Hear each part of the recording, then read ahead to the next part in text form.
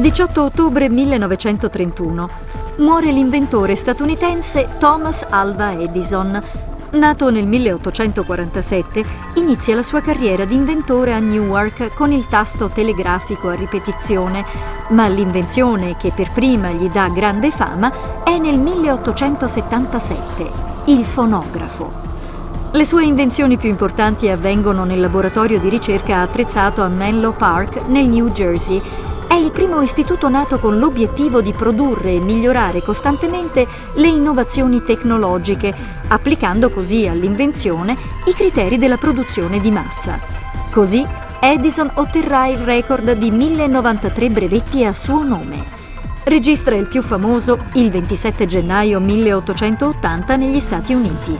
È il brevetto per la lampada elettrica ad incandescenza.